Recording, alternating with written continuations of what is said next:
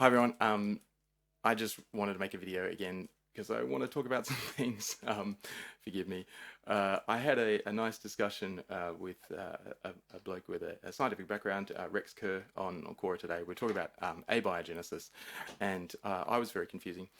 So I wanted to put together a couple of ideas that are really, really critical to my philosophy, or my natural philosophy, my philosophy of science, and how that relates to problems of metaphysics, and specifically how that relates to how we describe the study of life.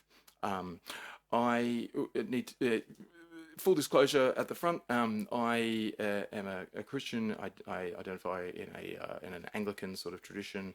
I have a basic bachelor's degree in science, majoring in biochemistry, with sort of molecular biology, but it was classified as biochemistry.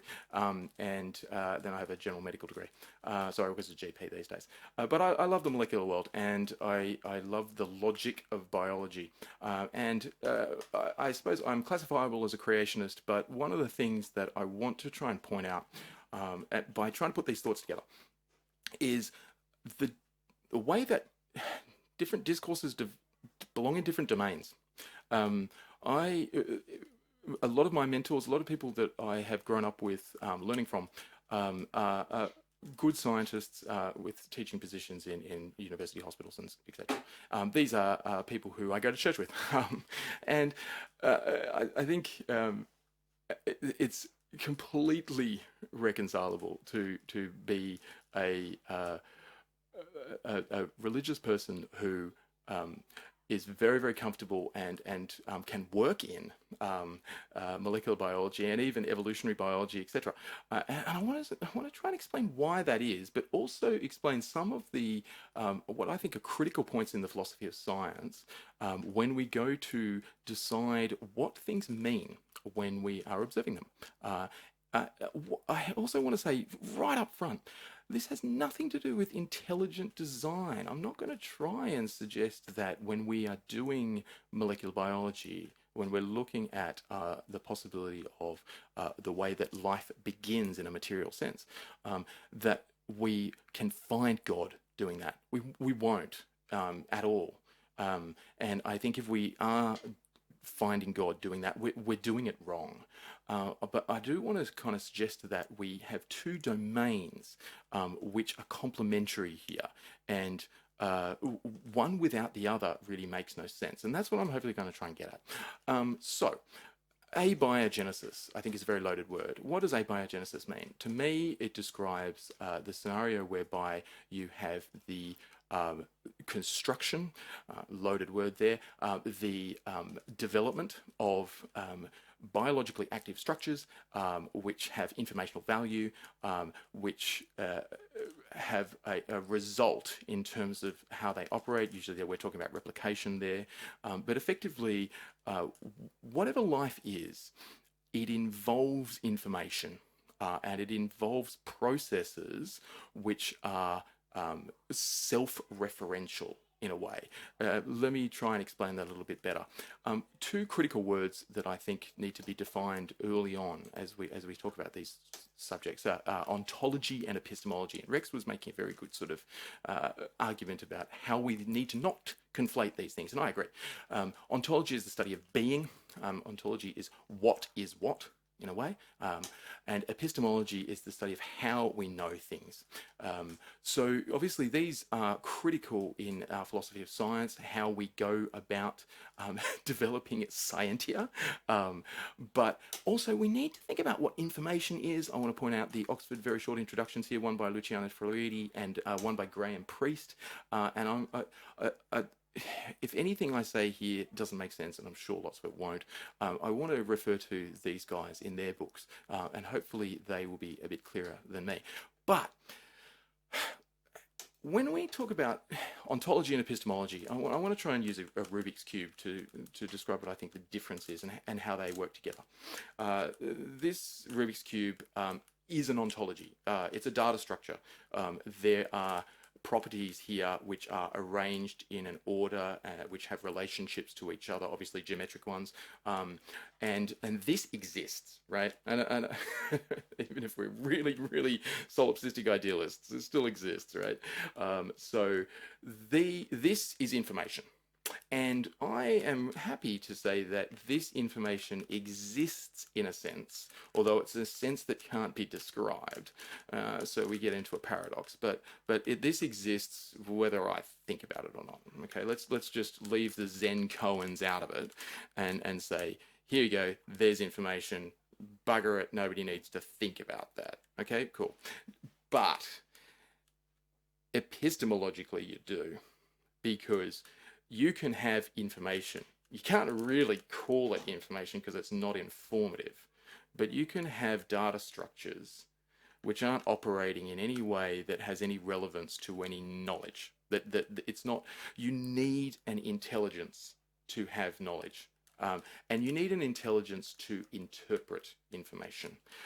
Now, does the transcription and translation of RNA and RNA to protein, transcription from DNA to RNA and translation from RNA to protein, does that constitute a sort of intelligent reading? No, I don't want to. I'm not saying that. I'm very, very happy to leave all of what we're about to talk about materialistically in the thermodynamic material domain, because our language, the way that we make observations there, the way that we describe operations, has nothing to do with epistemology. It has everything to do with ontology. So I want to suggest that a big mistake that a few people make from a philosophy of science point of view is using the way that we can look at life and the structures involved in biological processes and say, hey, okay, look, you can see the work of God there. I want to say that's an error. You can't. You can't see anything in terms of who does what or why. All of that is brought to the table by us as interpreters. All of it is projected. So is this God of the gaps? Well, no. But you can get God of the gaps very easily, and it's a mistake, because it is an argument from ignorance, and I don't think we should make it, because again, it's a confusion between ontology and epistemology. But I do want to suggest very early on that when we're talking about ontology, we're doing that epistemologically, because we are talking about what we know about ontologies. When we are describing an RNA sequence, when we are describing nucleotides, when we are looking at the elemental basis of the interactions between biological molecules and structures, we are doing knowledge, right? There's no way out of that. If we're not doing science. You just have trees falling in woods where they're abandoned, and that's a koan. We cannot talk about information that's not informative, right? We can speculate about the existence of non-observed information. We can describe models where we are not observing what occurs. This is what theorizing is about, but that is fundamentally different from describing what happens in the real world. It's the difference between the map and the territory. And I want to suggest that ontology is the territory, and I want to suggest that epistemology is the map. What does all this have to do with theism and abiogenesis? Hear me out. Abiogenesis is, I would say, mainstream science. I can imagine going, oh, what this guy says he's a Christian. How can you say things like that? Okay, this is why, because I am perfectly happy with the suggestion in what we can observe that we have the beginnings of life on Earth as very, very simple structures. I do think this primordial soup idea and the emergence of self-replicating structures from chaotic beginnings is scientific.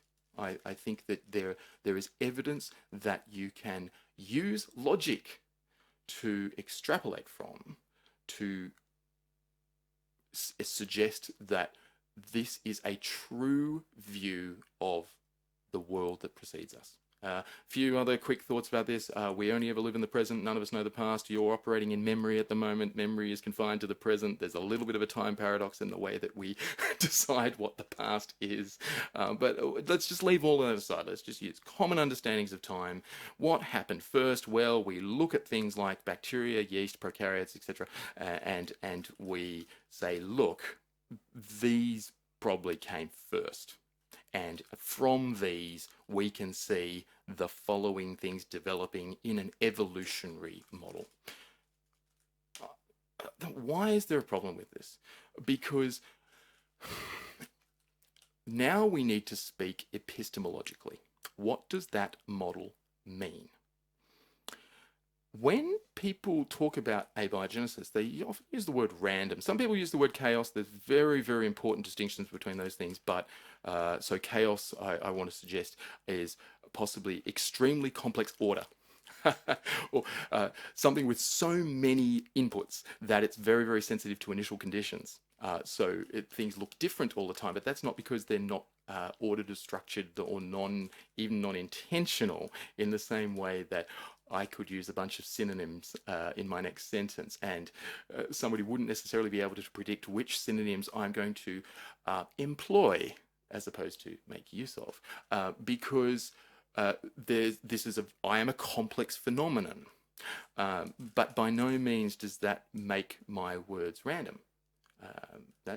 That's a non sequitur. So chaos is a very different thing to randomness, but when people are talking about abiogenesis, often they're saying, look, it happened because it happened. Okay, that's fine. That's just existentialism, though. When we say it is what it is and it was what it was, we don't derive any further knowledge. That is stating fact, and the really odd thing about stating fact tautologically is that it's non-informative. When you say it is what it is, you don't know what it is. There's no more it. So similarly, when you think about a ontology like this Rubik's Cube, none of this has any meaning apart from an epistemological employment of it. When we look at colors, when we look at shapes, that's knowledge. That's not data. It refers to data, but these things which exist in their being, what might be called Dasein in a sort of Hegelian sort of sense, this in and of itself, we can't describe. You need a language to do that. You need information that is intelligible, and you need to be intelligent to be able to do that description. So there's this fundamental difference between things as they are and the way that we describe them. They're not the same thing. They can't be the same thing. So abiogenesis is a scenario whereby we are theorizing.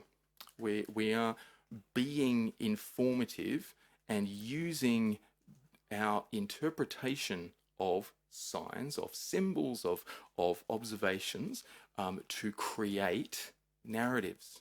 That's really what science is. You have to do that because otherwise there are no arguments.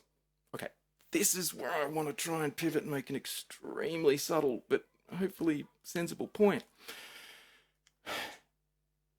When we say that abiogenesis has a random origin, or when we say, look, it happens because it happens, there's nothing involved, there's no God involved, it just is. And everything that we're doing, talking about it, is the consequence of it happening. You are what you are because you are. And this is how you got here.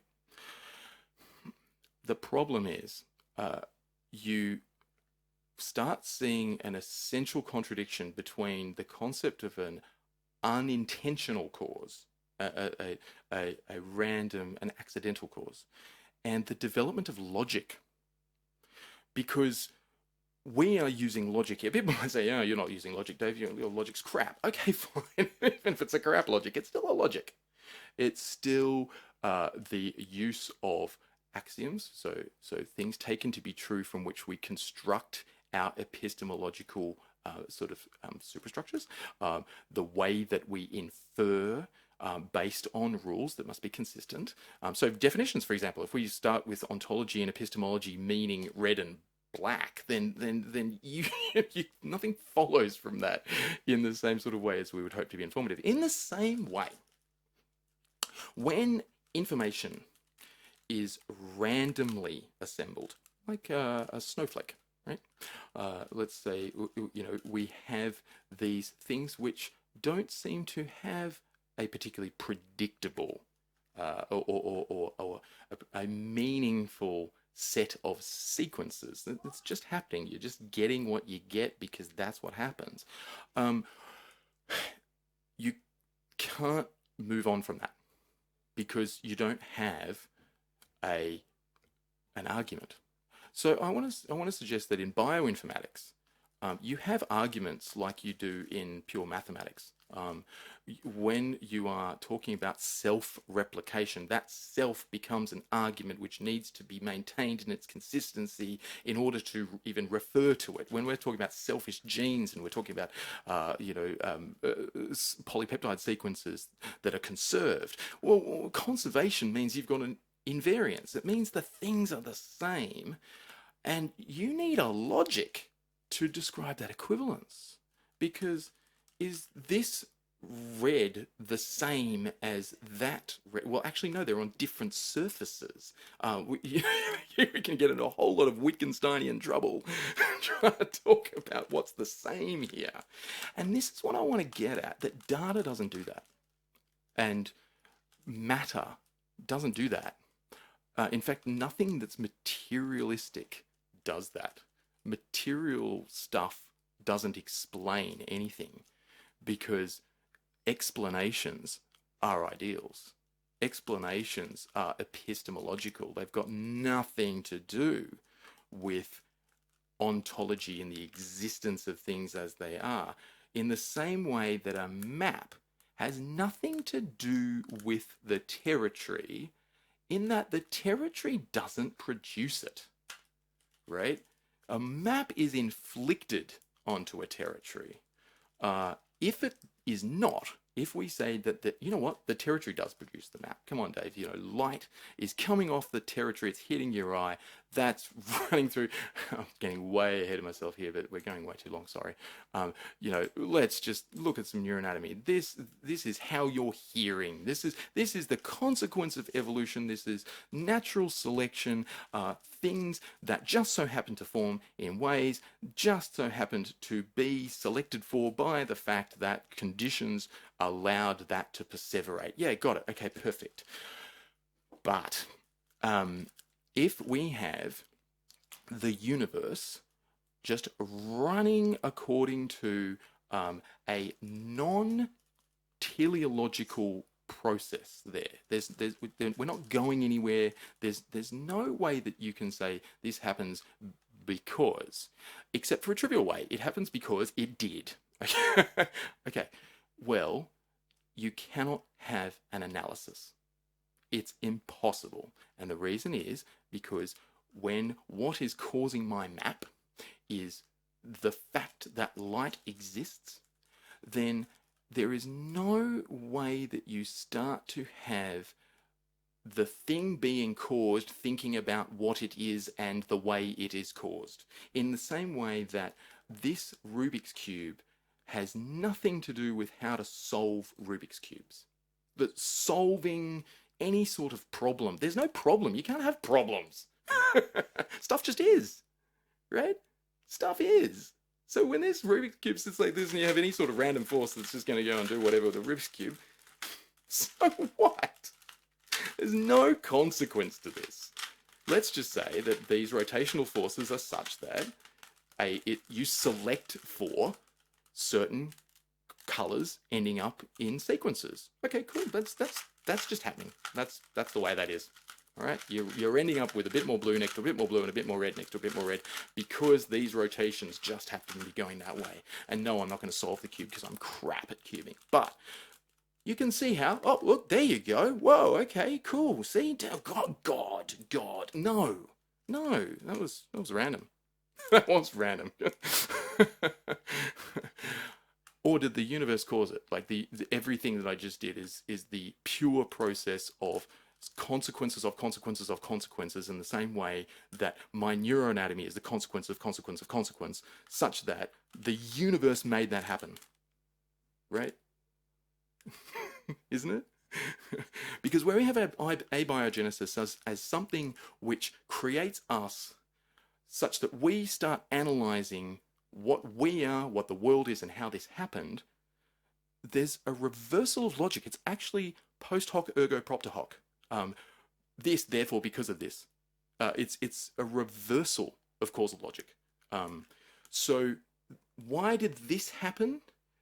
Well, it happened because it happened, Dave. That's how things happen, and natural selection has created that pattern. Sure, but there's no value to that process. There's no way in which that process is any better than any process, such that when we start talking about survival, when we start saying that, you know what, that pattern is going to keep happening because the circumstances in which it's occurring are going to support that. Okay, fine. But in no way is that pattern going to become something that is aware of patterns. It's a non sequitur. There's no relationship there, in the same way that no atom starts developing models of atoms. What model? Models don't make sense there. So similarly, the problem with abiogenesis is not it happening. The problem with abiogenesis is the word abiogenesis and the fact that consequences of abiogenesis end up studying it. Because when we have a random origin, when we have a non-intelligent, non-intentional set of circumstances which may be selected for in the same way that you have heavier particles being at the bottom of a centrifuge because they're heavier, in no way does that create any awareness. So here we go, we've run straight into the hard problem of consciousness, but it's an essential one that arises from the very beginning, because you cannot have logic emerge from what is not logical. Not only is that a non sequitur, it's grossly absurd. And absurdism is not an answer to that. saying I'm a liar, therefore the liar paradox is solved because I've truly identified myself as a liar because I'm self-referential and truth is a tautology, therefore problem solved. No, that's just a language game, right? That's just a language game. So we can say all we want about us ending up being able to talk like this, being something that just so happened, but it makes no sense. You cannot make any sense when there was no sense built into the argument that comes to the conclusion. And this is, I suppose, what I'm trying to say in performance art, rambling around like this. If anything makes sense, if we can study anything, then the concept of abiogenesis being something which is antithetical to there being logic or logos or reason or creativity or intelligence in the universe, and there being an influence there that drives this process such that it takes on significance and it takes on identity. If you don't have that, then nothing can make sense. The whole idea of sense, the whole idea of science, the whole idea of knowledge falls apart, not at the seams. It's lost from the beginning because it was never there, right? It was never there. There was never any way in which this thing that is the way it is could become a thing that had meaning. If there is no meaning, then there is no science. Because what we're doing describing the evolution of molecular and biological structures is we are making a narrative. There is no way around that. If it was not the case, then we wouldn't be using words like biology. You wouldn't be using words like logos. You wouldn't have etymology, right? This is why I love to say etymology is everything. And it is, because if you have no precedent for your language doesn't make sense. Similarly, if you have no informatic or intelligent precedents for your biological languages make no sense. Okay, fine, Dave, but what if sense is purely retrospective? Stuff makes sense because it got selected for. Your blue and red next to each other, that now makes sense. That's what sense is. And in the future, little blue and red derivatives will go, hey, that's what we are. And there was a God that made us because it turned out like that. Here's the problem with that. This has no identity. It never did. There's no identity. Can't be. And the reason it can't be is because of logical structure and argumentation being consistent in such a manner that can be analysed. You can't have a Rubik's Cube developing a theory of cubing. In the same way, you don't have a territory produce a map, and the critical consequence here is if you do, then there can be no error. If I am Carl Sagan's star stuff, and that I have fallen together as a consequence of the way stuff just is in the universe, there is no way that I can be wrong about the universe. I am the universe. I'm everything about the universe, because the post hoc identification is the consequence of the way things are. So when I go, the way the universe is that a God created it. The universe just said that. Because I got selected that way. I had nothing to do with it. There's no way that I can be given any sort of responsibility. In the same way, you can't give the cube responsibility when just some random force is doing this, right? So, without an epistemology existing originally, without logos a priori, you have no ontology that can be identified. You can have an ontology that maybe can't be identified. That's Russell's teapot. There's some information out there that exists and you'll just never know what it is because it's a freaking invisible unicorn neighing. What does it sound like? These are koans. There's nothing to say there. Similarly, when we go to talk about abiogenesis as our origins, then we undo our own observations if we remove an epistemology from that as an initial set of circumstances. If there's no teleology, if there's nowhere we're going, if there's no point to this, then there never was, you don't get one, and survival as an idea is not a thing. You cannot have things trying to survive. There do or do not, there is no try, but not only is there do or do not, there's no way in which do or do not can be analysed, because stuff is or stuff isn't. Either the circumstances of the universe select for this being in its conformation, or it didn't. This will not be thinking about that.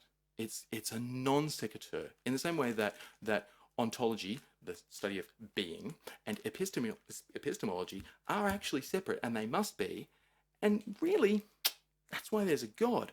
What a huge leap of logic. But it's actually not, because logic cannot have illogical origins. If we have logic, so we need to decide, kind of here and now, if we have logic. If we don't have science. We don't have any way to make any observations that are coherent in any sense or that have any significance. If there is significance, then that cannot be random. It cannot come from nothing. It cannot come from something that is not itself, in the same way that you cannot have logic being something that was originally illogical. That's absurd. Again, absurdism is an answer for anything. So I want to leave you with this thought, that when we talk about abiogenesis, we can talk about it in the same way that we talk about physics or anything. And we don't need to read God into that. In the same way that we can talk about a Rubik's Cube as sets of cubes, we can give this all sorts of names, and this cannot be a game. This isn't a game necessarily. I make it a game. We make it a game. But if we don't have an epistemology, if we don't have a logic that is pre-existence, if our logic is the consequence of what just happened to happen, then actually there are no arguments. There is no knowledge, there was never any knowledge, and emergence is hand-waving. If we want to try and say that emergence is what makes logic be a thing when it wasn't before, that there is no discussion occurs there. So an ontological world is silent. An epistemological world has words. Words need to refer to things. So what we're doing when we're describing abiogenesis is using something which doesn't come from pure materialism. It can't, and the reason it can't is because even probability doesn't make sense. It's not even things are really unlikely. It doesn't make sense. And people often say at this sort of point, oh, it doesn't need to make sense, Dave. You know, like reality doesn't make sense. Well, that's true, but the sort of sense that I'm talking about is if you have a randomly derived self-replicating structure, then that RNA can just go on doing that for as long as it damn well wants, as long as I can. It doesn't want anything. There's no want there. There are no selfish genes. And I know that Dawkins actually approaches this exact point, but when we start to say, you know what, you see complexity developed there because that complexity selects, it improves chances of survival and things like that. Sure, but if that again is random, you are not only seeing Miller-Urey lightning strike stuff, you're seeing lightning strike to the power of lightning strike, to the power of lightning strike, to the power of lightning strike, and no matter how completely perfectly the stars align for all that to happen, you're never going to get something that tries to survive. You're never going to get something that looks back at that process and says, actually, it makes sense for humans to have developed complex brains because complex brains made them better able to survive. Survival is not a thing.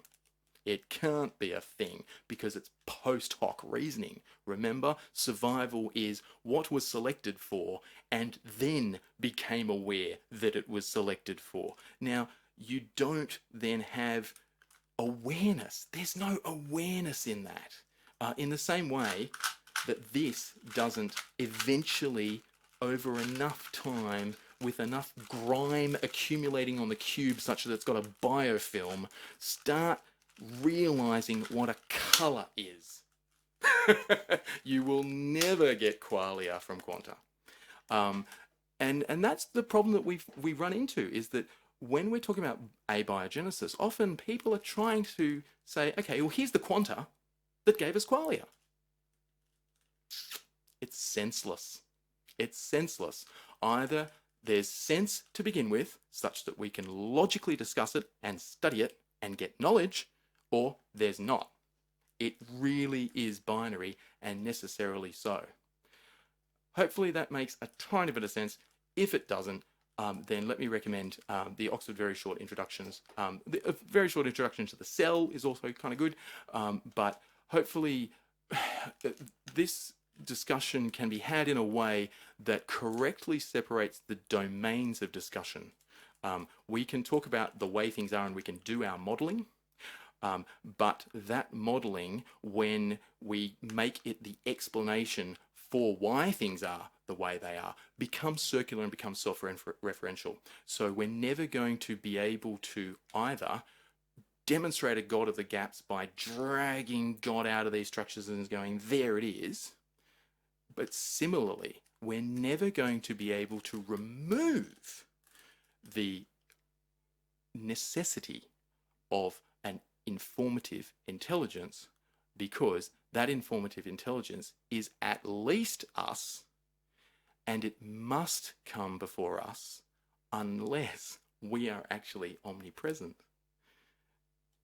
I might need to leave people to mull over that, but a common argument is making sense is this arbitrary, illusional self-projection of the human mind, which is just a thing that happened, onto everything around it. That makes no sense, because that's making sense-making an illusion that is making sense of illusionary sense-making. I hope that is at least enjoyable or entertaining for a few people to mull over, and I'm sorry it went so long. Thanks.